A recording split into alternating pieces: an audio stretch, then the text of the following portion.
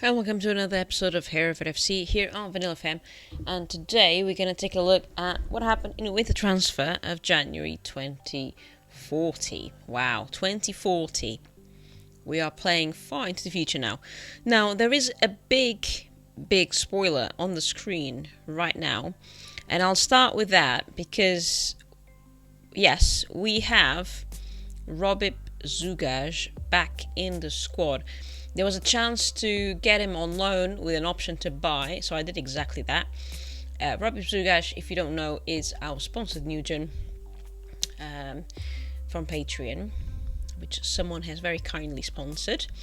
And he's back again with us for the foreseeable, really, for the moment. He has been injured, so he's only played one game, but we'll get him to play the next game as well. And we have other transfers as well. It was quite a good transfer window for us, actually. We did make some money. Where's the finances?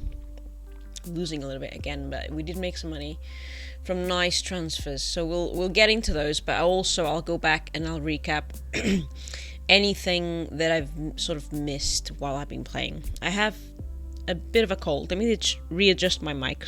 2 seconds. Here we go. I do have a bit of a cold, but hopefully that won't be too bad on the mic. Right, so starting with the whole squad, just give a bit of a swipe through everything. So Diego Zupel, he has established himself as basically the only goalkeeper. I've never had a dominant goalkeeper like him.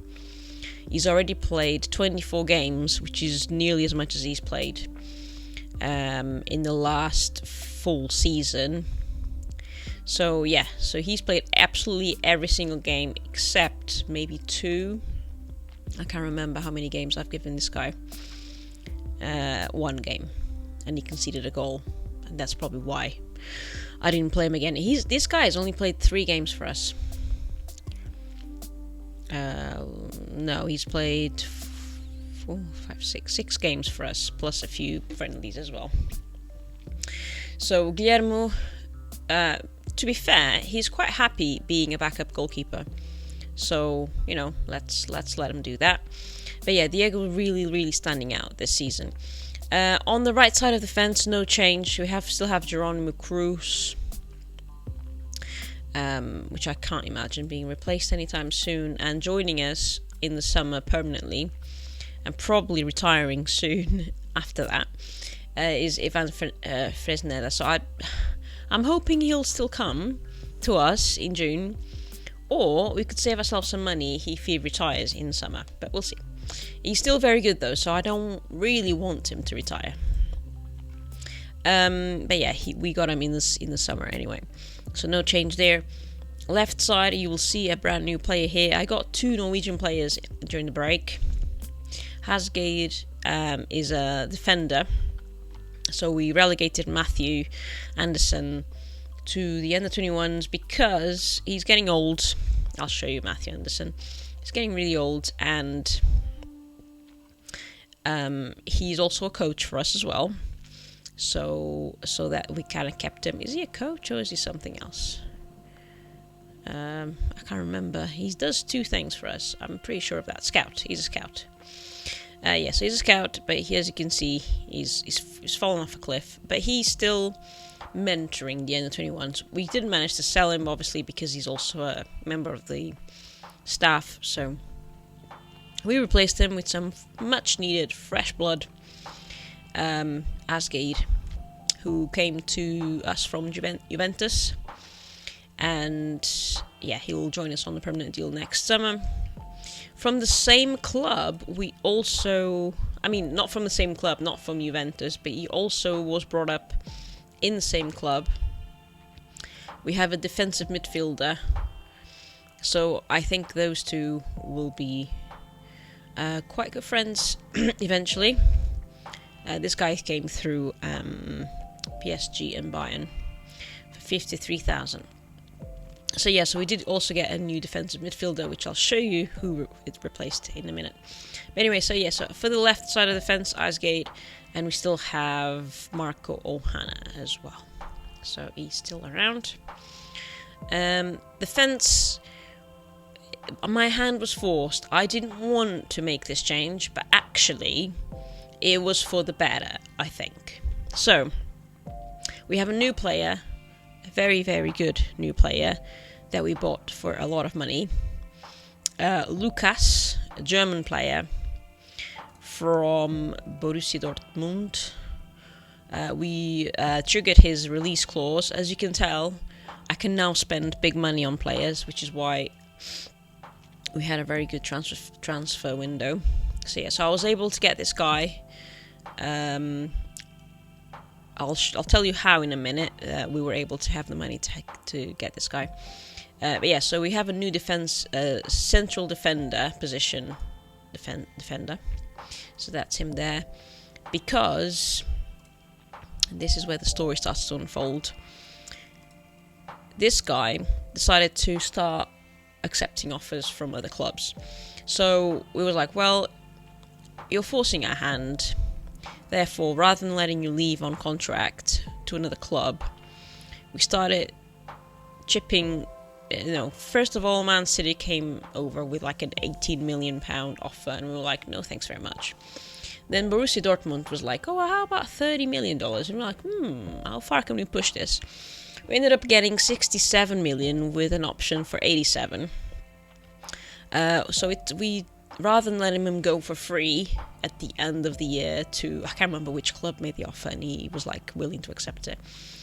But yeah, we decided, well, let's cash in on him. So we made a healthy profit.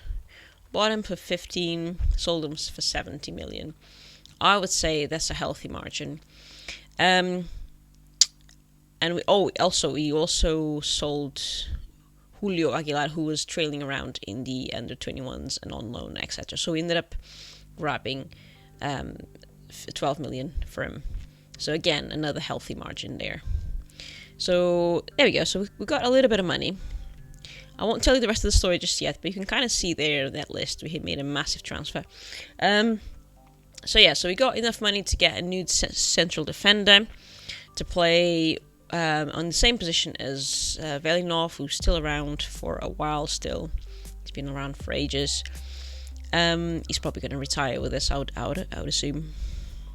No changes in the other side of the fence, so we still have Simon Tipple for the no-nonsense centre-back, and the other player that plays in that position is Fernando Martin Ramos. Okay. I spoke a little bit about defensive midfield, so we had Gareth Jones, who's not very good, but he's okay, and he plays in that position, and we have that new player, Hansen, who we got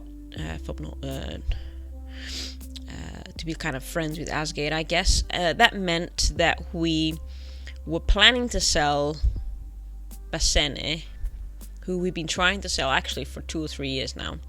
We got a 15.5 million offer for him, and he decided to say, nah, I'm good. So he's now stuck in the under 21s. Occasionally he plays as a sub with the senior team. But yeah, we could have got 15.5 million for this guy. And he just rejected the contract. He was like, no, thanks, I'll stay. So he's going to be a dead weight. But who knows? Maybe I don't know, something will happen. We might reuse him again next year. I doubt it, but... Now, because we got Robert Zugaj, we had too many centre midfields. Alright? So we could sell one. And what I did was counterintuitive, because I sold one of the better ones. But the reason for that is because he was declining. All of his attributes were declining.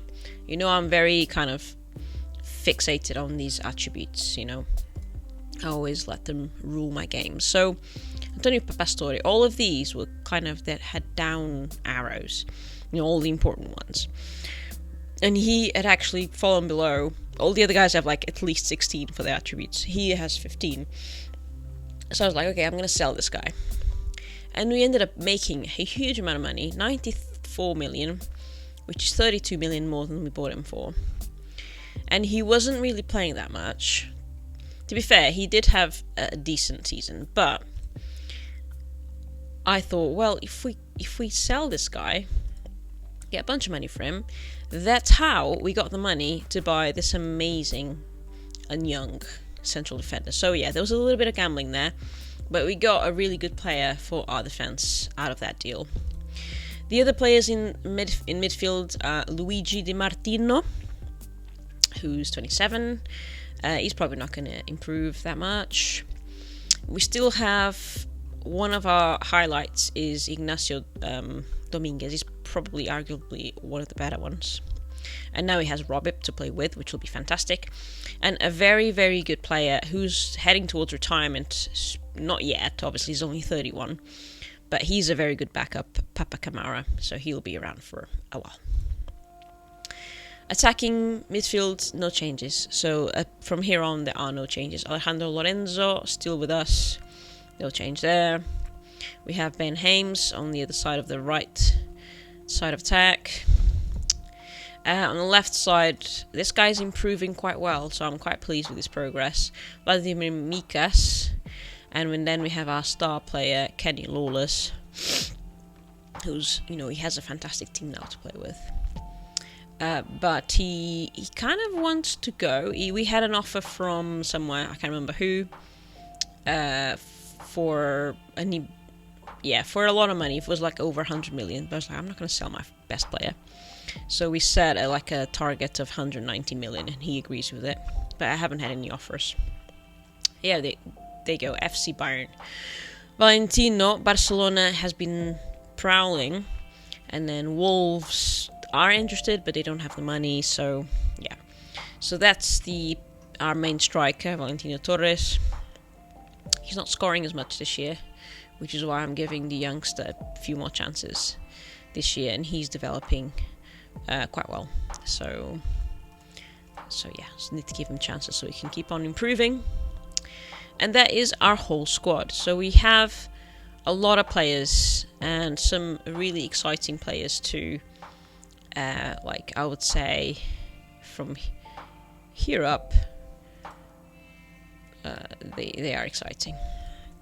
All of those there. But we have a decent amount of good players, and then these guys are okay. And then we have down here at the bottom a couple players that eventually we'll have to replace. But it's a good squad. It's doing well. We are competitions. We are at the top of the table. Managed to qualify directly for the final stages of the Champions League. We are going to play either Tottenham or Arsenal at the final of the Carabao Cup. We haven't been to that final in a while, I think. And what else has happened since then? I can't remember if the Super Cup had already happened and the Shield, Community Shield. I'm pretty sure the Community Shield had, but I'm not sure about the Super Cup. Anyway, we won those. And we are in... which stage is this? 5th round of the FA Cup. So, competitions-wise, we're doing well. Finance-wise, we're doing okay. Have we had our youth candidates? So we have a potentially good intake coming in. Our youth teams are actually doing quite well this season. If we look at this, we are going ahead to play the round of 16 of the FA Youth League with Panathinaikos. We're in the 5th round for the FA Youth Cup and semi-final for the Premier Division Cup. Under 21s, we had bad games for some reason there.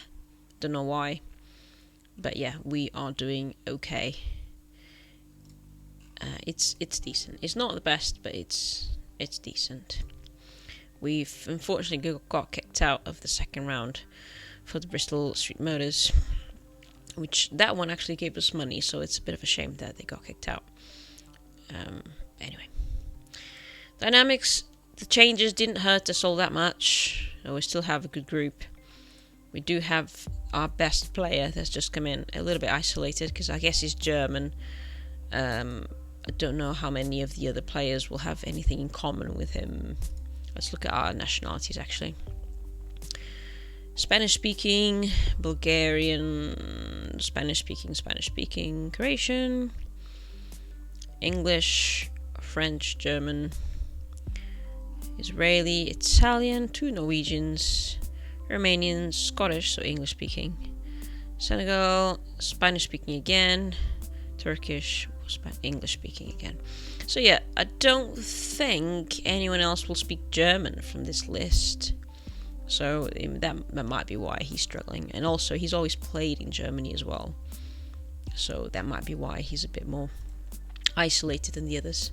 Because he's come from, the club of his youth straight to playing abroad. So I hope I gave him some sort of... He probably knows English. Let's look at information. Languages spoken. What does that say? Where do you find the languages? There we go, sorry. Fluent in English. He's got good Polish as well, but we don't have anyone Polish at the moment. So, yeah, I don't know. It's probably just because he's so used to German culture, he hasn't really adapted yet to the more eclectic cultures available in the squad. But he'll get there. He's a very good player. Right, other news. Let me just see if I can grab my screenshots a second. So, I'll try to drag them onto screen as well. I don't know if that's going to work. Yes, that is going to work. Okay. So, this one here, this is a better way of doing it than putting it on the edit. It just shows that youth setup was well recognized. It is the 9th setup in the world now, with a few players playing in big teams. So we have Will Murray. I don't know where that guy is. Joe Jones. Whoop, my washing machine's going. So you might feel we might hear the vibrations. I mean, I don't know which one of these it is. Let's take a punt on this guy. Joe Jones. Yeah. So he's playing for Sunderland. Will Murray is an Irish guy. Where is he playing? Will Murray. I'm having a phone call. They'll have to wait, I'm afraid. Will Murray, he has been playing for Everton. Only just. So not usually famous. Next screenshot. Let's just open it up. What does this one talk about? Oh yeah, we had Kenny Lawless made the top 50 players in the world as well. So he was number 36. So there we go. So we had a mention in the top 50 players of the world, which is good.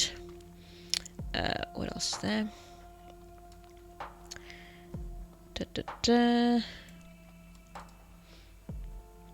This one, Diego Zupel. Oh yeah, Diego Zupel came second in the goalkeeper of the year. That's quite good. He didn't win it, unfortunately, but well, he's not that good, I guess. And 2 players got into the World Team of the Year as substitute. So that was Valentino Torres, the striker, and Kenny Lawless, the right midfielder. Oktay was named the European Golden Boy, so he's the most noticed youngster in Europe. And finally, last screenshot, we have second place in the top 5 highest spending clubs for the transfer window just finished, only behind Barcelona. We did have quite a good transfer window. So if I go back to that, transfers. So we did sell quite a lot of players. So 94 million, 12 million, 67 million. We also managed to sell one of the youngsters as well for $500,000. He's not very good youngster, so we decided, you know what, we'll accept that. We did spend a lot of money as well, but basically like for like. So in this transfer window, we got 2 loans, which were quite expensive loans, to be fair, and then 2 fairly expensive players as well. But I think all of those 4 transfers were actually brought up the level of the squad quite a bit. So we do have time for a game, so let's get into this game with Man City. We might not get through it the whole time because this is quite a long episode already, but let me just get it started and then see where we are with the time of the recording. If I could see it, 20 minutes. Yeah, so I'm just gonna keep playing really the save for as long as I can. Now it's starting to get a bit more fun because I have money to spend on new players and stuff, and that's quite exciting. It's quite exciting also to have Robip, the sponsored Nugent, back in the squad, so we can follow him a bit more closely. And yeah, so as far as the save is concerned, I'll just keep plowing along with it. Next year, I think it's next summer, we'll be able to play the Club World Championship as well, which will be quite exciting. That'd be cool.